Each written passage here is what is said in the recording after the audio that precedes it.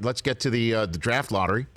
Last night, the Timberwolves win the 2020 draft lottery, and so this means that with the Warriors and then the Hornets right behind them. What a position for the Warriors, but I guess for the Timberwolves, they take who? Who do you think it's going to be? It's a great question. I spoke to someone close to the situation last night. They're still looking at all names. I don't think you can rule anything out. I mean, obviously, Anthony Edwards, from a positional standpoint, makes a lot of sense. You heard a lot of talk about Anthony Edwards around the league, but this is a process, Rich, that this is unprecedented what's going on right now in the pre-draft process. These, league executives, this is not what they're accustomed to. So it's going to be a very patient process. Have a virtual draft combine most likely in September. See what more information and intel you can gather and try to make the best decision. I'm sure Minnesota will receive calls on the first pick as well, but I think Anthony Edwards right now positionally makes some sense. Obi Toppin is another name that you hear executives on the league point at as a candidate there. I don't know if James Wiseman is the fit. I don't know if LaMelo Ball is a fit there, given they have D'Angelo Russell.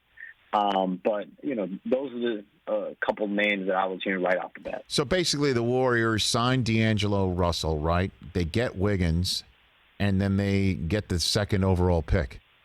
Anyway, I mean, you know what I'm saying? And so they have the treasure, they have the flexibility, and they have now the health. What's the rest of the league thinking? They must be freaking out a little bit, right? I mean, the Warriors, as long as they're healthy and these guys come back in top form, Klay Thompson, Steph Curry, Draymond Green, obviously this is going to be a tough team. And assuming, if Anthony Edwards goes one, the Warriors, James Wiseman's a guy that makes a lot of sense for them.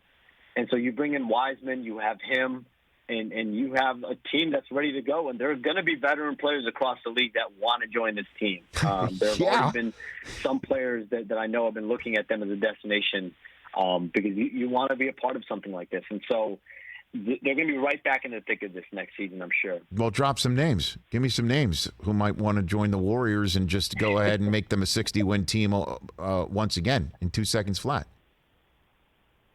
I don't know if I can spill any names yet, Rich. What do you mean? You're in the bubble. No one's listening.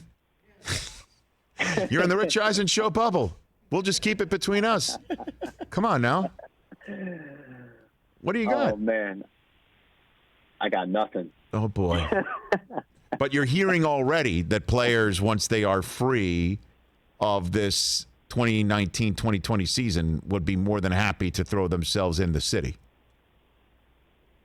I mean, you always have veteran players that are coming up on free agency that begin prioritizing, championships and wanting to be on contending teams and seeing different fit opportunities. Because, this Warriors team, besides the core guys, there's going to be some roster turnover on this team. They're going to have some open spots here on the bench and things like that. So definitely I think it's an appealing location, appealing destination.